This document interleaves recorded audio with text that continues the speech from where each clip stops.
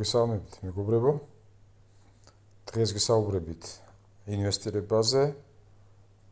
ეს იქნება აქციები, ვალუტები თუ სხვა ფინანსური ინსტრუმენტები.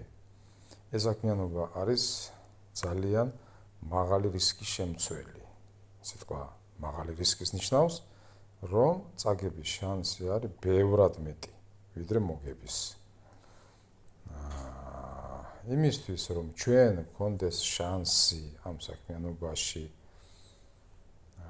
რათა არ ჩავიძიროთ, არსებობს ერთადერთი გზა. ეს არის პროფესიული ცოდნის ძალიან მაღალ ნიშნულამდე აწევა. წინააღმდეგ შემთხვევაში შანსი არ არსებობს ამ საქმიანობაში. დროთა განმავლობაში ჩვენი შანსი სულ უფრო მცირდება, თუ არ გვაქვს მომგებიანი ხედვა.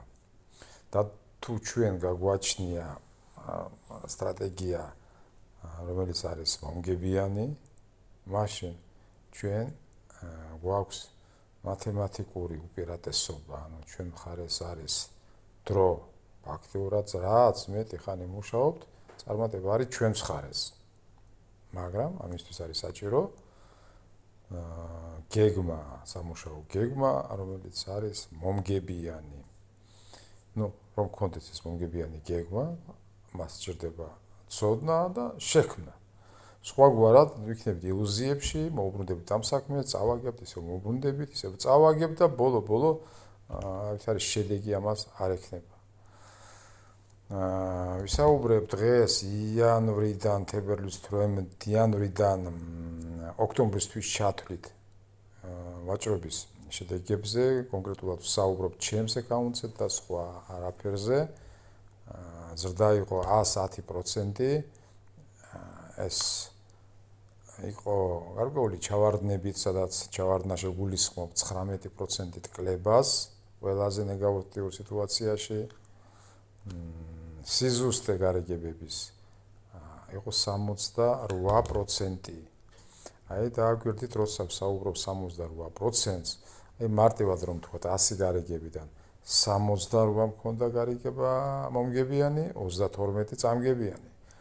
ძალიან რთულია მოკლე დროში შეაფასო გარიგებების სიზუსტე, რადგან შეიძლება რაღაც მომენტში გარიგება უჩვენებდეს სიზუსტეს 99%-ს, რაღაც მომენტში უჩვენებდეს 60%-ს, ამიტომ არის გარკვეული პერიოდი საჭირო, რომ საშუალოდ შეფასდეს ეს გარიგებების სიზუსტე. ამ მომენტისთვის იანვრის თვიდან მოყოლებული, 10 თვის განმავლობაში ეს სიზუსტე არის ჩემს შემთხვევაში 68%. იყო ვარდნები, ჩათვალეთ, რომ ოქტომბრის თვე იყო ზრდის თვე, მაგრამ აგვისტო-სექტემბერი ასეთი მერყევი თვე იყო. რა შედეგი ითვლება წარმატებულად? მოდით ჩვენ შედეგი შევაფასოთ ყოველთვის პროცენტულად. მე კონკრეტულად ჩემ შეფასებას გეტყვით წლიური შეფასება ინვესტიციების შედეგიანობის. ეს უნდა იყოს მეტი, აშკარად მეტი უნდა იყოს, ვიდრე დაუშვათ იგივე ეს ხდება ბანკში, დაუშვათ ხო? აშკარად უნდა ჯობნიდეს, მაშინ იტყვი, რომ კი, ამას უპირატესობა გააჩნია. თუ ისეთივეა, მაშინ რა აზრი აქვს ამ საქმეში, დაუშვათ რამის კეთებას. ეს არის რისკი, სადაც რისკებს უკავშირდება ეს საქმიანობა, ხო ხდებით?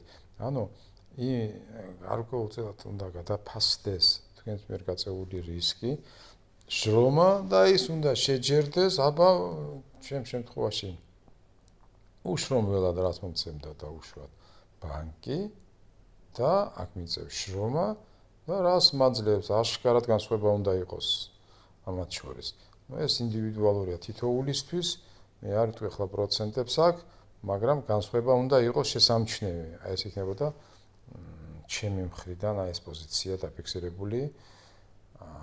რისკი მაქსიმალური, 10%. მე ვიტყვი, რომ ეს არის ისეთი რისკი, სადაც შენ თავს გრძნობ 7-ად. თუ ხდება აი ასეთი ნეგატივი 10%-ით კლება და ეს არ არის კატასტროფის მომასწავებელი და შეიძლება მისი გამოსწორება. აი ეს. თუ უფრო ღრმად ჩავდივართ, ხო, მე ამოწევა არის ბევრად ძნელი და ამიტომ ყოველთვის ჯობია მცირე რისკით შევარჩიოთ ჩვენი რეჟიმი, მუშაობის რეჟიმი. შევაჯამებ, ვიტყვი რომ ამ საქმიანობაში წარმატებისთვის არის საჭირო სამუშაო სტრატეგიის, მომქმედი სამუშაო გეგმის არსებობა და სადაც მთავარი კომპონენტი არის რისკი, ეს რისკი უნდა იყოს მინიმალური, რაც შეიძლება მინიმალური. ამ შემთხვევაში ჩვენ გვაქვს შანსი გადავურჩეთ აი ამ ქაოსურ მდგომარეობას და ვიყოთ კონდეს წარმატების შანსი. რაც შეეხება ძალიან ბევრ ვიდეოს, რომელიც დევს ინტერნეტში, რომელსაც უყურებთ და ტოვებთ ძალიან ძლიერ შტაბილებას, შესაძლებლობებს ამ საქმიანობაში, დაიჯერებთ ამ ზღაპრებს, დაუჯერებთ. ეს არის ილუზია და თუ დაუჯერებთ ამ ილუზიას, შედეგიც ნეგატიური, შედეგიც არ დააყოვნებს თავისთავად, ხო, ძალიან ცუდად დასრულდება. მე თქო გეუბნებით ამას, მაგრამ არ ამგონია ბევრ მაინც გაითვალისწინოს, მაგრამ მაინც შემსას გეუბნებით. აბა თქვენ იცით წარმატებები.